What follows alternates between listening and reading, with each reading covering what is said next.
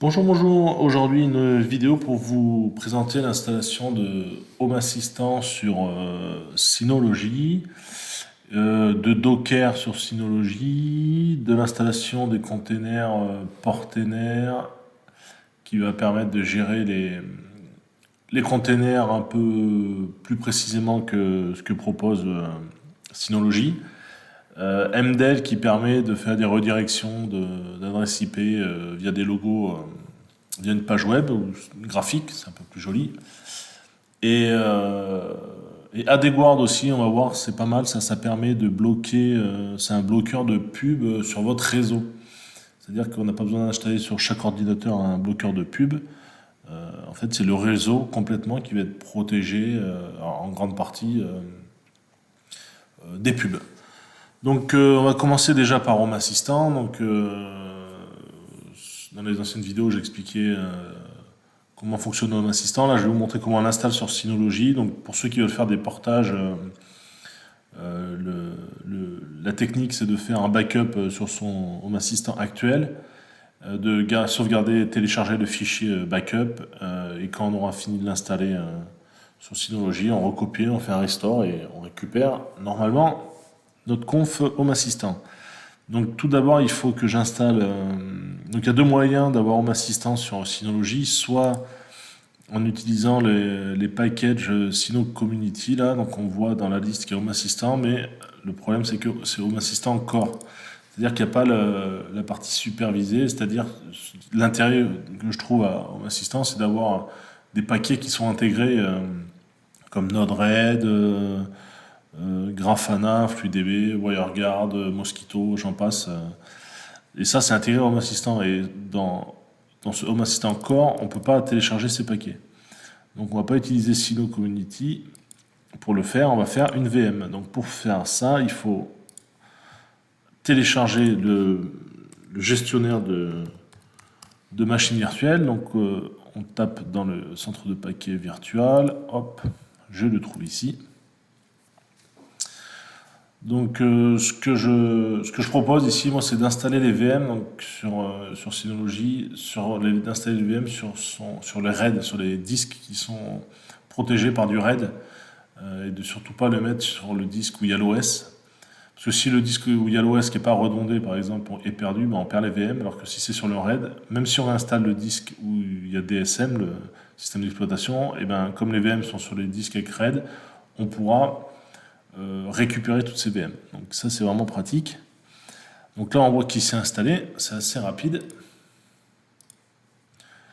Je vais télécharger, donc en fait il faut télécharger, on va dans Home Assistant sur le site là et on va dans installation, il faut télécharger la VM. Home Assistant propose une VM toute faite. Donc on fait Getting Started, installation. Donc là c'est pour toutes les différentes cibles et nous on est tout en bas, alternative. Et donc on va télécharger celui-ci là, le VMware SXI. Alors c'est surtout que c'est un point OVA. OVA c'est un VM qui contient le disque virtuel et la configuration de la VM. Donc moi je l'ai déjà téléchargé. Je vais la copier sur mon Synology directement. Donc pour ça, je vais dans File Station. Donc là c'est un Syno test, donc il est tout vierge, il n'y a rien dessus. Je vais créer un dossier partagé que je vais appeler data. Je ne le chiffre pas, je dis OK. Là, on autorise à tout le monde, ça ira plus vite. Il faut que dans l'utilisateur, je désactive la désactivation du compte, donc je le réactive. Voilà, et dans système de fichiers, Samba, il faut que je partage, il faut que j'active le serveur Samba du Synology. Et donc, si c'est tout bon, donc là elle est ici, moi, mon image que j'ai téléchargée au préalable. Hop, je la copie.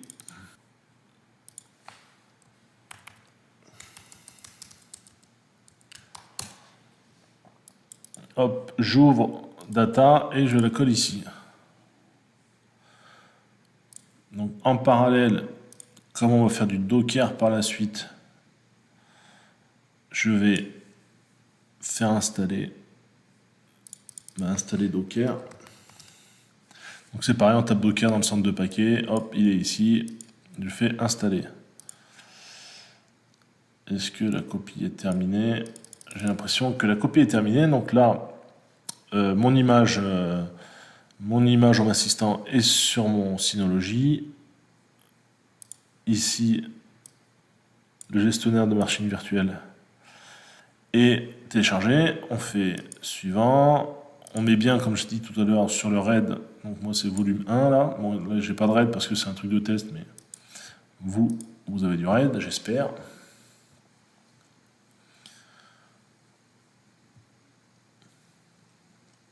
On attend que la configuration se fasse. Ça,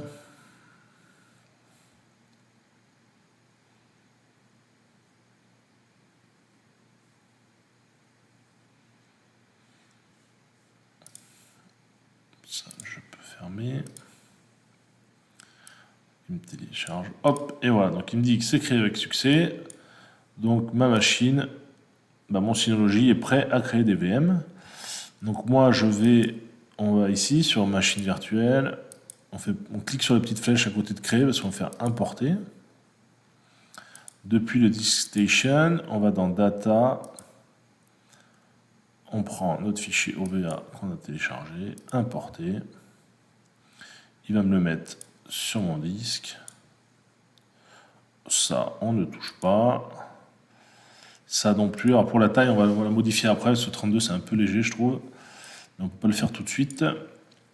Ici, donc là, je vous recommande de cliquer sur l'engrenage et de récupérer cette adresse MAC, là, la MAC de la VM qui va être créée, et d'aller dans votre serveur DHCP, donc que ce soit votre box ou votre serveur à vous, et de renseigner cette MAC pour attribuer une adresse IP fixe à cette adresse MAC. Pourquoi? Parce que quand vous allez vouloir vous connecter depuis l'extérieur ou rediriger des ports vers Home Assistant, eh ben, il faut une adresse IP fixe dans la redirection des ports dans votre box. Et donc, il faut que votre DHCP vous donne toujours la même adresse IP. Donc moi, je préfère ça, comme ça, mon Home Assistant est toujours en DHCP et ma box attribue l'adresse IP. Donc, sauvegardez ça pour votre machine. Donc là, la petite modif, donc on met Auto Start Oui, comme ça, Home Assistant redémarrera si vous redémarrez le Synology. Et là, le seul modif qu'il faut faire, c'est UEFI pour le BIOS. Contrôleur USB, ça va dépendre de votre Synology. Et après, moi, je trouve ça pratique, car ça permet de remonter des ports USB directement dans Home Assistant. Ça marche très bien. Moi, j'en ai pour la gestion de batterie solaire couplée à des panneaux solaires. Et en fait, pour les monitorer, c'est un port RS232 avec un FTDI et je le monte directement dans mon Home Assistant et ça marche très très bien. Donc là, on fait suivant. Les permissions, moi je mets tout le monde. Voilà. Et donc, on ne va pas faire démarrer parce qu'on va modifier le disque. Donc là, il va me l'importer. En parallèle, j'ai vu que Docker s'était installé et qui tourne. On va le rajouter ici. Voilà, donc la VM a été importée. On va modifier le stockage. On va mettre 50 Go par exemple. Il nous dit qu'on peut que l'étendre et pas le réduire. Il n'y a pas de problème.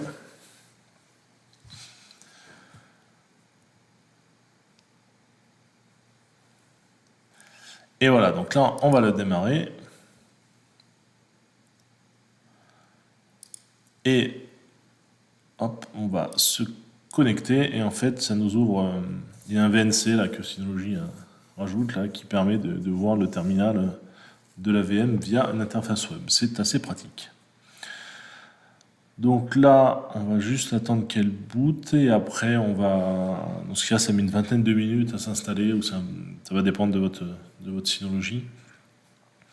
En parallèle là, de cette installation, on va installer les services, les containers Portainer, MDale et AdGuard dans un premier temps. Dans d'autres vidéos, je pourrais vous montrer comment on installe Jellyfy pour lire des vidéos via l'interface web. Navidrom, pareil pour la musique via une page web. Gogs, donc Gogs c'est un serveur de Git, un peu comme GitLab ou GitHub qui est online, qui permet de... Moi quand je bricole beaucoup, j'ai pas mal de projets d'Arduino, de Raspberry Pi, de SP32, etc. De code en gros, et je les sauvegarde sur ce Git. Et donc le logiciel il s'appelle Gogs, qui est beaucoup plus léger que GitLab et qui fait très bien le boulot. Donc là, on a un assistant qui est en train de démarrer. Ça y est, il a démarré. On a une adresse IP qui est... Donc mon serveur DHCP m'a attribué une adresse IP, donc 192.168.2.164. On va essayer de s'y connecter. Le port, c'est 8123. Et voilà, donc on voit qu'il a démarré. Le Home Assistant, pour la première fois, ça prend du temps, donc on va le laisser. Et donc, en parallèle, on va installer Portainer. Donc pour installer Portainer, donc on a vu qu'on avait installé Docker. Ici, donc ma machine virtuelle, je peux fermer. Portainer. Donc Docker, ça ressemble à ça là. Donc il y a une interface qui permet de faire pas mal de choses déjà, mais qui est un peu limitée. C'est pour ça que je préfère aussi installer Portainer moi sur Docker, qui va permettre la gestion des containers de manière beaucoup plus paramétrable. Donc pour cela, il faut qu'on se connecte à notre synologie en SSH. Donc pour ça, n'oubliez pas d'activer ici là, dans le terminal, d'activer le SSH pour que ça fonctionne. Donc je vais me connecter en SSH. Donc admin à mon Synology. Voilà, je suis connecté. Bon, moi, il ne me demande pas le mot de passe parce que je l'ai déjà fait. Il faut passer. On va sur le petit tuto, hein, j'invente rien. Il faut passer super utilisateur. Et après, on va copier cette ligne et on va essayer de la comprendre. Donc, sudo su-. Voilà. Et donc, on va essayer de comprendre cette ligne. Donc, c'est Docker, donc Docker Run, c'est pour démarrer le container. -D, c'est démon pour qu'il tourne en tâche de fond. P8000 et 9000, c'est la redirection des ports 8000 vers 8000, 9000 vers 9000. Restart, unless stop, c'est redémarrer tant qu'on ne lui a pas dit de s'arrêter, il essaie de se redémarrer. Name, c'est va être le nom du container. -V, donc c'est pour monter un volume. Alors c'est pour monter un socket. Parce que donc comme Portainer, c'est ce qui va permettre de gérer les containers, mais c'est aussi déjà un container, il faut qu'il ait accès au démon, et en fait il accède via un socket, donc il faut monter le socket dans le container pour qu'il puisse y accéder. Et après il y a un volume, donc c'est ça qu'il faut qu'on crée. En gros il y a un dossier qui va être sur notre Synology, qui va être partagé dans le container pour stocker ces fichiers, que Portainer stocke ces fichiers, et pour cela on voit qu'il monte volume 1 Docker Portainer. Donc quand on a installé Docker, tout seul, normalement il a créé un dossier, voilà, Docker. Ça, il l'a fait tout seul, l'installation Docker. Donc là, il faut juste rajouter un dossier Portainer. Un dossier Portainer. Et moi, j'aime bien qu'il porte le même nom que... Ah, pardon. Il porte le même nom. Et moi, j'aime bien qu'il porte le même nom que le dossier cible. Je vais dedans et je crée un dossier data. Donc voilà, donc là, il faut juste que je modifie ma ligne et que je dise /data. Et voilà, et après Portainer /Portainer CE, c'est le nom de l'image. Donc là, il essaie de la chercher en local, il ne la trouve pas, donc il va la télécharger. Donc voilà, il est en train de la télécharger.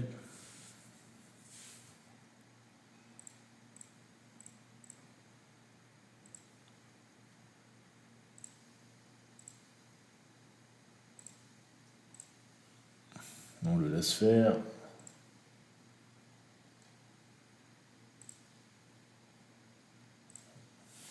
Internet n'est pas très rapide. Qu'est-ce que on va avoir de beau après? Donc MDL, je vais vous montrer à quoi ça ressemble. MDL, on va mettre Docker. Image. Voilà, ça va ressembler à quelque chose comme ça. Donc c'est assez joli en fait. Vous allez avoir une page web et sur chaque icône là qui est cliquable, ça va vous rediriger vers le service, qui correspond. Donc ça évite de connaître les adresses IP, les ports de tous les services qu'on a. Je trouve ça sympa. Je vous montrerai après. Donc, quand on aura installé tout ça, on va installer AdGuard après qui est le bloqueur de pub. Et je vais vous montrer aussi comment on peut faire ce qu'on appelle du reverse proxy. C'est-à-dire qu'au lieu de taper une adresse IP, c'est pareil, c'est pas très pratique de taper une adresse IP pour se connecter à une machine. Il vaut mieux taper un nom et un URL en gros. Et donc, on peut faire ça avec AdGuard qui va permettre de rediriger notre requête vers Synology et le Synology lui intègre un reverse proxy. Ça évite d'utiliser Nginx Proxy Manager. C'est directement intégré, donc ça c'est vraiment pratique aussi. Je vous montrerai après. Donc là on est en train de télécharger notre container. Ça prend un peu de temps. Donc il y a un autre moyen de le télécharger, mais de passer par l'interface de Synology. Alors ce qu'il y a, c'est qu'il ne les connaît pas tous. Je ne sais pas quelle est la registrie qu'utilise Synology, mais apparemment ici ils disent que c'est registrie de Docker Hub, mais je pense qu'il y a un petit truc entre les deux, parce que quand je cherche Portainer ici, il me le sort pas directement, quoi. Il me sort pas ce qui m'intéresse. Par contre, MDL, lui il y est là, c'est celui-là là. Donc MDL Docker.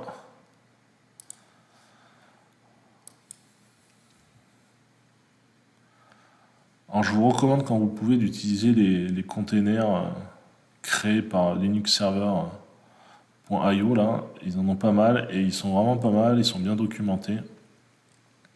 Donc on va rester là, on va regarder comment on fait après là pour le créer, mais c'est ça qui va nous intéresser. Donc là, celui-là MDL, la Linux Server MDL, j'ai vu que voilà, il le connaît. Donc pour le télécharger depuis Synology, on fait 2 clics là-dessus là, et ça le télécharge. Donc là, le Docker, le conteneur, l'image s'est téléchargée, ça s'est lancé, donc ça doit tourner. Donc si je vais dans vue d'ensemble, ici, là, container, hop, il est là, Portainer, il tourne, je le vois. Si on fait Docker pour les férus de ligne de commande, un petit PS ici, on le voit ici aussi qui tourne là. Mais bon, de manière graphique, c'est pas mal aussi. On a un petit bouton pour arrêter et le relancer, ça c'est bien. Et donc on va s'y connecter, donc on voit la redirection des ports là, donc c'est 9000, c'est le port 9000 pour se connecter à Portainer. Point 34 de point 9000. Donc la première fois, il va nous demander de créer un mot de passe. On fait Getting Started.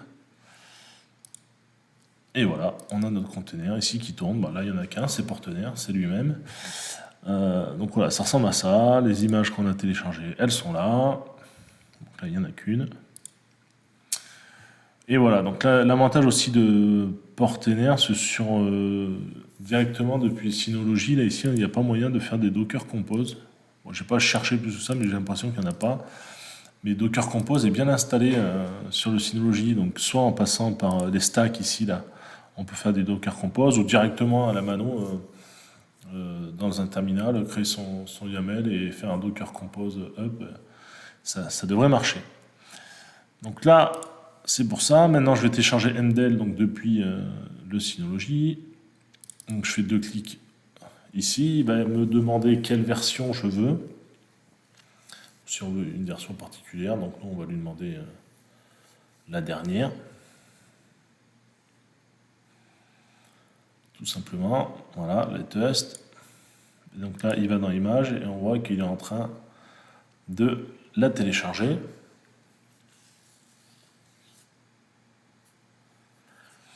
Et on va en profiter aussi pour télécharger AdGuard. AdGuard Home. C'est celui-ci, l'officiel. Hop, la dernière version aussi. Donc là, ça se télécharge. Il va nous le dire normalement ici à la fin. L'image X, c'est bien téléchargé. Donc, le MDL, il a fini. Voilà, il me le met là. Donc, on va le lancer, c'est pareil, il met un peu de temps à créer des clés, là, des paires de clés RSA au début. Là. Donc, MDL, on va le lancer, on va l'installer depuis ici. Pour cela, il faut aller dans Images. On va faire 2 clics sur MDL. On va lui mettre un nom qui va bien. Paramètres avancés. Activer le redémarrage automatique. Ça, alors je vais mettre les pages l'une à côté de l'autre. Ah, on a Home Assistant qui a fini de démarrer. Donc elle est assez vite. Hop. On va créer un compte. Je vais juste le lancer comme ça. Hop. Voilà, pour montrer qu'il tourne. Donc lui il tourne, on peut le fermer. Donc on en est ici. Donc le redémarrage, donc ça correspond à ça là, au restart unless stop. Le volume, donc il lui faut un volume. Donc là on nous dit le chemin qu'on veut vers /config. Donc on va faire pareil. File station, Docker, on va créer un dossier mdale. Dedans, on va créer ce que j'aime bien, ça porte le même nom, config, c'est personnel. Et donc là, on va l'ajouter, docker, mdl, config, /config. Le réseau, on touche pas. Redirection de port, donc celui-là, j'en ai pas besoin, 9443. Et alors, le port 80, il est utilisé, je pense, par Synology, ou c'est un port qui peut être beaucoup utilisé, donc je préfère rediriger ce port vers le 9999, celui-là vers le 80. Lien, pas besoin. Environnement, alors on nous dit de rajouter une TZ time zone ici, là, donc on va mettre Europe, Paris.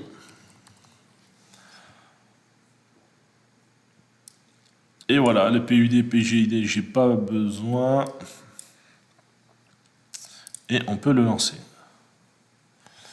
Donc, on va aller dans container. Il a dû le créer. Voilà. Si je vais dans détail, ici, ça je peux le fermer. On va remettre ça en grand. Donc là, on voit bien les ports là, qui sont redirigés. Et si on va dans le journal, on le voit qui tourne. Donc là, si on essaie de se connecter, ça ne va pas marcher parce qu'il est en train de créer les clés. 34 2.9999. Voilà, ça ne répond pas parce qu'il nous dit création des clés pour l'application, des clés RSA. Et donc il nous dit ça peut prendre du temps. Donc on va le laisser tourner. On va le laisser tourner et en parallèle, parce qu'on parallélise beaucoup, on va essayer de faire fonctionner le AdGuard. Alors AdGuard, la petite subtilité par rapport à ces containers là, c'est que lui, il faudrait qu'on lui attribue une adresse IP. Parce que je ne vais pas pouvoir rediriger les ports comme je viens de le faire ici, parce que c'est des ports qui sont utilisés pour les requêtes DNS. Et donc, il faut que le AdGuard ait sa propre adresse IP. Pour ça, il faut avoir une conf réseau différente. Et donc, il faut utiliser ce qu'on appelle sur Docker le MAC VLAN. Donc, pour pour créer cette Mac VLAN là, on va voir, j'ai ce site, mon petit tuste, merci au créateur d'ailleurs. Il faut déjà que je trouve l'adresse, quelle est la carte réseau, quel est son nom, quoi. Donc pour ça, je me connecte ici. On va faire un ifconfig. Donc ça va dépendre de votre conf. Et donc moi, je rencontre, donc il faut chercher la conf de la carte réseau qui a l'adresse IP du Synology. Donc si je cherche là, moi c'est celle-là, là. Donc c'est la carte qui s'appelle OVS ETH1. J'ai 2 cartes réseau, moi sur mon Synology. Donc bon, on garde ça en mémoire. Et donc pour créer le Mac VLAN, on copie cette ligne. Hop. On la colle ici. Et on va la décrire. Donc Docker, on fait du réseau. On va créer un driver Mac VLAN où on peut s'y connecter. Donc le subnet. Donc là, il faut lui dire, en gros, il va falloir lui créer une adresse IP qui est dans notre réseau. Il faut le mettre hors plage de votre serveur DHCP. Donc moi, mon serveur DHCP, il va jusqu'à 150, je crois. Et donc là, je vais faire des IP jusqu'à, on va dire, à 200. Donc, masque IP, on va sur ce site.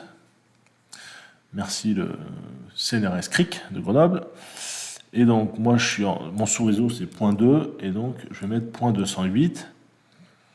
Et le masque, je vais le mettre à 30 parce que je n'ai pas besoin d'avoir beaucoup d'adresses IP dans mon Mac VLAN. Donc, ici, je vais mettre 208. Je ne sais pas si je peux coller. Si. Donc, 208. Donc ça, c'est le sous-réseau. Mon sous-réseau même, c'est 0.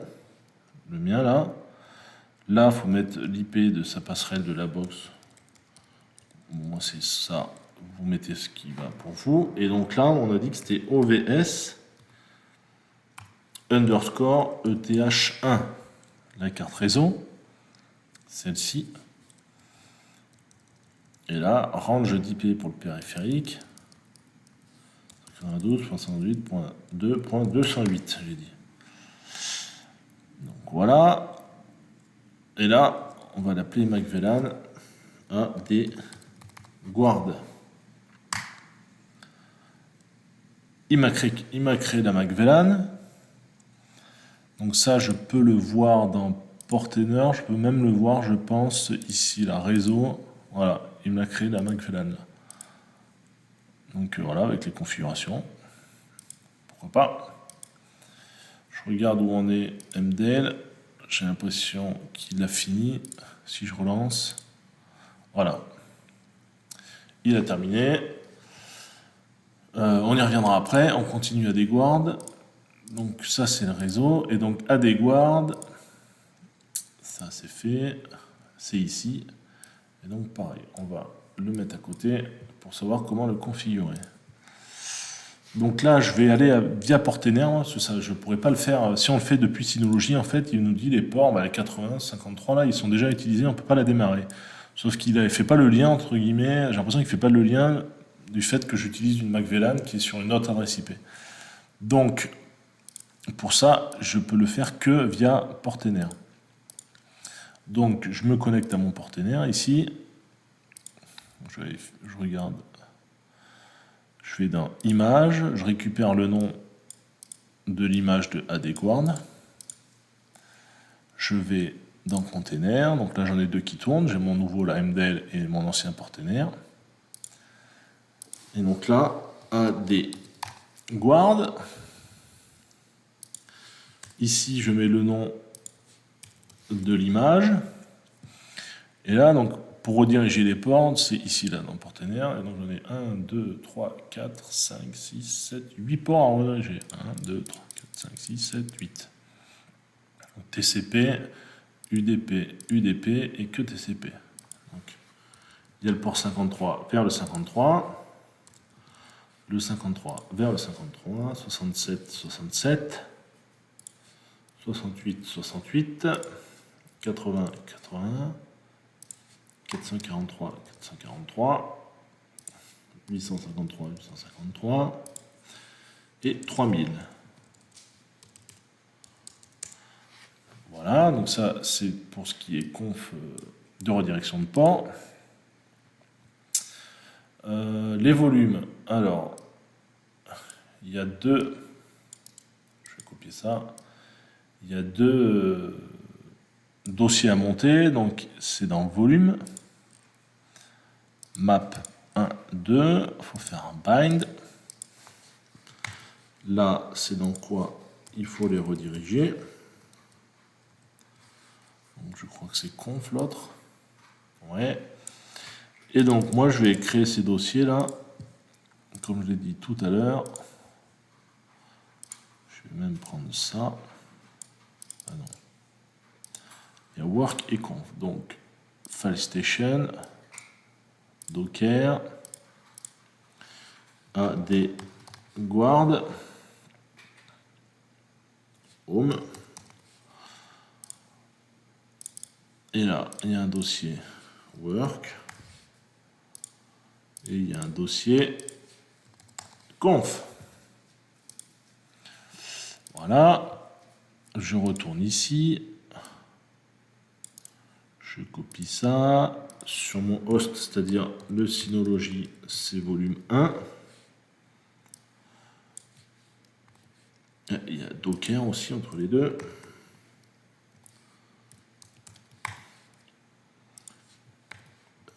Et là, c'est conf. Donc on a créé ça. Maintenant, network, eh ben, on ne fait pas du bridge, on fait du MacVLAN. On le retrouve ici. Environnement, il n'y a pas besoin. Restart policy, unless stop. Et c'est tout. Donc là, vous voyez, je fais un container classique. Je fais pas on pourrait faire avec un YAML, mais bon, je préfère le faire directement. Le Docker Compose, je trouve que c'est pratique quand il y a plusieurs images à démarrer, qu'on a besoin d'une base de données, d'un Nginx ou des choses comme ça, mais quand on n'a qu'un container à monter, l'intérêt, je le vois pas très bien, quoi. Donc là, je déploie. Attention, on va croiser les doigts. Il a été créé. Donc on peut regarder ici les logs là, est-ce qu'il démarre? Ok. Donc on va aller voir cette adresse IP. Donc cette adresse 192.168.2.208 2.3000. Youpi. Notre AdGuard a démarré, donc c'est un container et qui a l'adresse 208, qui est une autre adresse que le Synology. Mais c'est pas grave. C'est l'intérêt plutôt même. Là, donc on n'a rien à faire, on fait suivant. Donc là, on nous demande la création d'un mot de passe. Voilà, on fait OK. Ouvrir le tableau de bord. Donc là, il faut s'y connecter. On s'y connecte.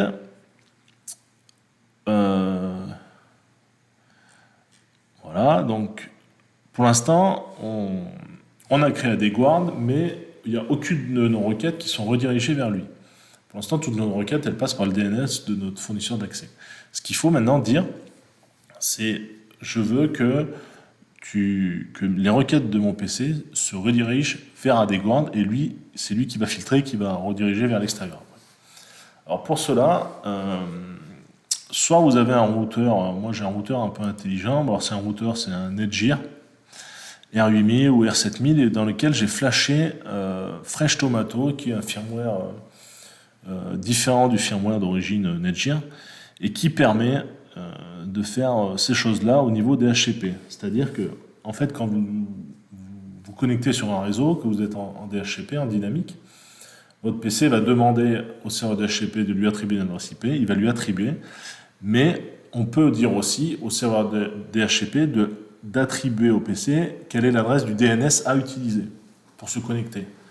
Donc de base, en fait, votre box, votre Livebox ou Freebox va donner le DNS de Orange ou de Free SFR de votre fournisseur d'accès.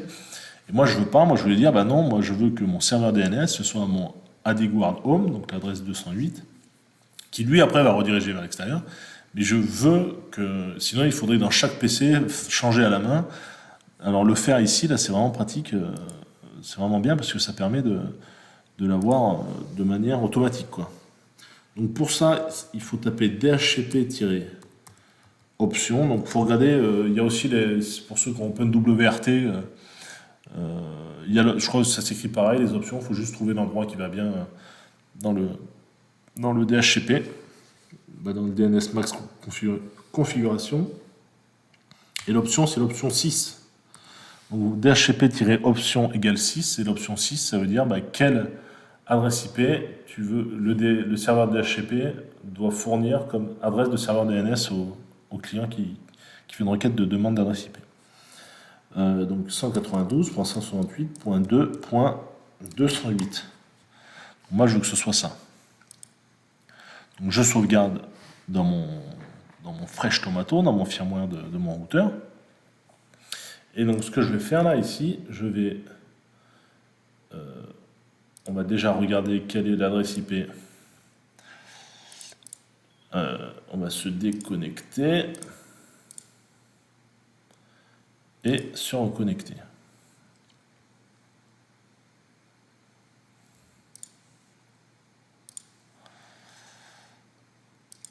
Alors, là, il me dit .1.1. Est-ce que c'est bon ça? C'est que je ne suis pas au bon endroit.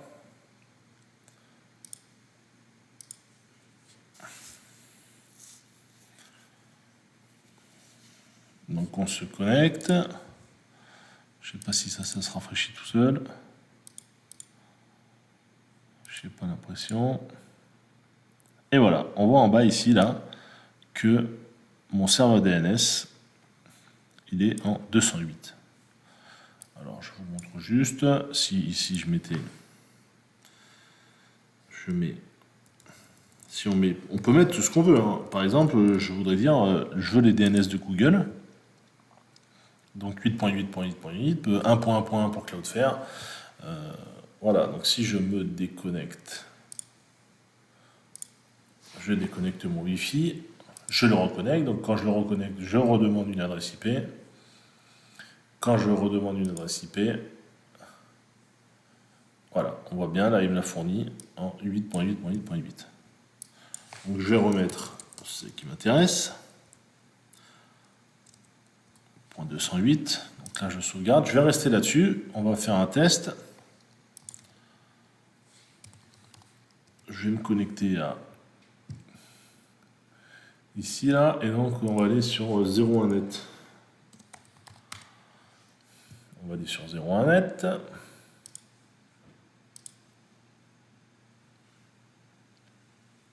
Donc je vérifie ici, j'ai toujours en 8.8.8.8, hein, j'ai le DNS de Google. Et là, on aperçoit qu'il y a des jolies pubs. Ça, c'est une pub. Ça, c'est une pub. Ça, c'est une pub. Bon, il y a des pubs un peu partout, hein. Ça, c'est une pub. Donc maintenant, mon serveur DHCP est configuré. Je vais me déconnecter, reconnecter le Wi-Fi afin d'avoir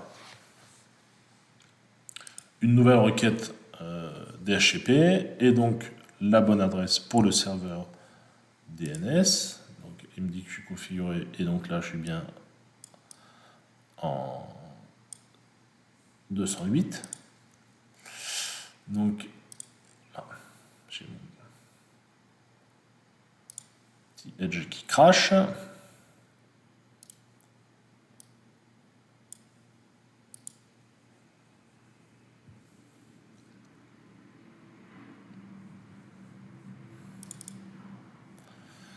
On va le relancer. Avant ça, je vais clearer tous les... pas ça. Les cookies et tout, parce que et la cache aussi, parce que il pourrait me effacer les données. Effacer maintenant.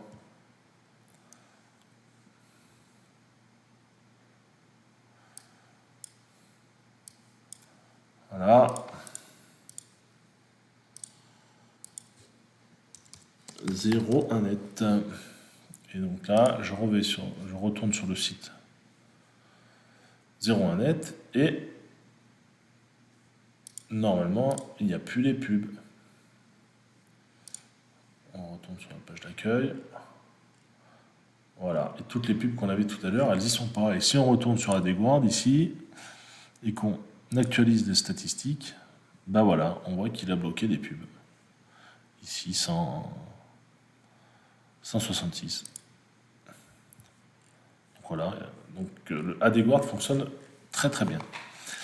Donc ça c'était pour AdGuard. On va finir avec MDL parce qu'il a chargé. Donc MDL, ce qu'il fait, donc comme je l'ai dit, ça je peux fermer aussi. Donc ça permet d'avoir des icônes plutôt que de taper des adresses IP, parce que c'est pas très pratique. Donc j'ajoute, donc par exemple, mon Synology. Si je veux m'y connecter à travers lui, l'URL, donc http 52.2.34.2.5000. Voilà, je l'ajoute, je vais en créer d'autres. On a quoi? Portainer. Donc MDL, ce qui est pas mal, c'est qu'il connaît pas mal de services, dont ceux qu'on utilise là. Le Portainer, il le connaît. Je vais recopier ça pour la couleur. On va activer cette config. Alors ça permet, hop, on teste, c'est bon. Ça permet ça d'avoir, on va le voir, un retour de statut de certains paramètres. Donc là, il nous dit qu'il y a 3 containers qui tournent. Donc c'est pas mal. Je vais rééditer Synology pour mettre la bonne couleur. C'est plus joli comme ça. On va rajouter Home Assistant. Donc Home Assistant, il est en 164. Home Assistant 164. Et on peut rajouter AdGuard, même si on n'y va pas trop dessus, mais bon. AdGuard Home. Donc c'est 208 2.3000. Donc là c'est pareil. Est-ce qu'il fonctionne? Il y a une erreur. Je ne sais pas trop à quoi ça sert la conf dans AdGuard. On va la virer. On va mettre ça, la couleur. Voilà, et donc là si je fais CTRL-clic pour ouvrir sur un nouvel onglet, hop, ça m'ouvre bien mon Synology. Portainer, il me démarre mon Portainer. Home Assistant, il me démarre mon assistant. Et AdGuard, il me démarre. Ah, j'ai une erreur, c'est 3000 ou...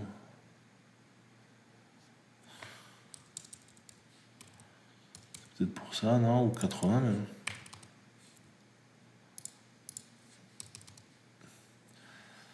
C'est peut-être que c'est 80. Le port. Alors, on va l'éditer. 80, il n'y a pas besoin de le mettre.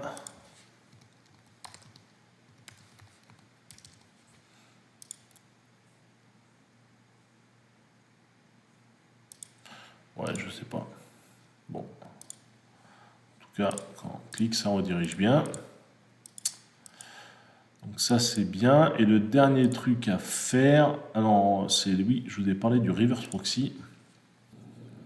Donc le reverse proxy, il faut configurer donc dans AdGuard et dans Synology. Donc ça permet d'éviter de taper l'adresse. Si par exemple je me connecter au Synology là, au lieu de taper 192.68.2.34.2.5000, c'est pas très pratique.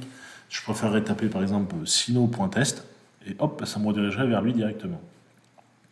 Pour faire ceci, donc sino.test, en fait, c'est une requête DNS qui va aller vers notre serveur DNS, donc qui est AdGuard.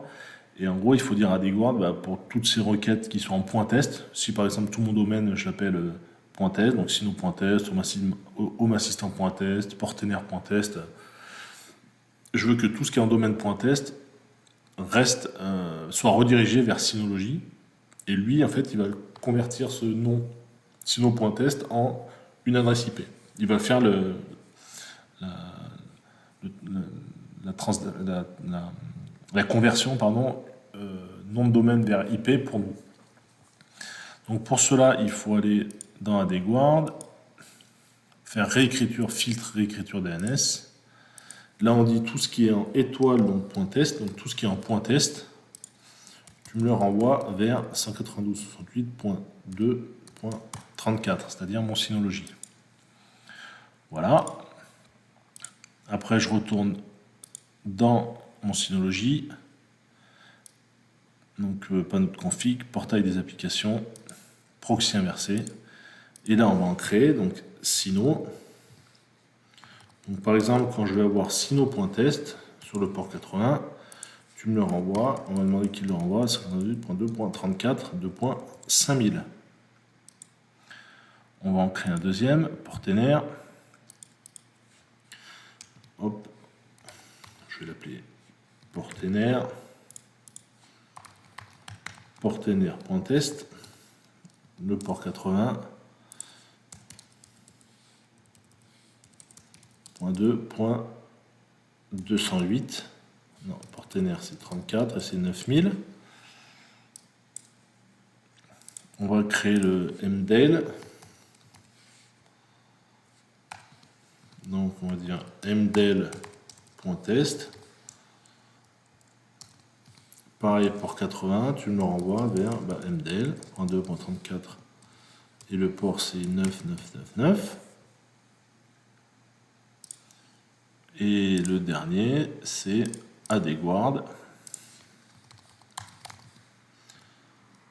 AdGuard.test, le port 80 vers 192.168.2.208. Et là, c'est le port 80 aussi.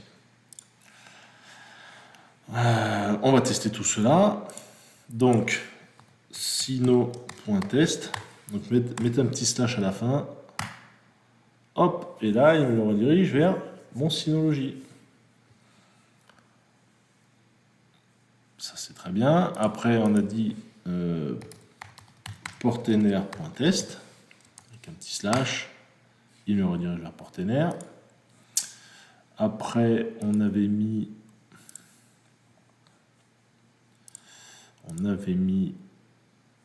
AdGuard. AdGuard.test. Ah, celui-là ne passe pas. Où c'est que je me suis trompé? Alors, je pense que pour les autres adresses IP, je crois que quand c'est comme ça, il vaut mieux, au lieu de le rediriger là, alors, je ne vais pas le faire ici, je vais le faire dans AdGuard. Donc ça va être, c'est un peu rigolo, mais si je dis AdGuard.test, est-ce qu'il sait le faire lui? 192.168.2 208.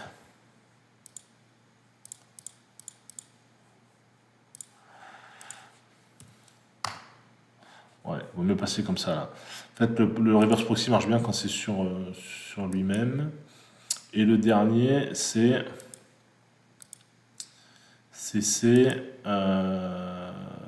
mdale.test.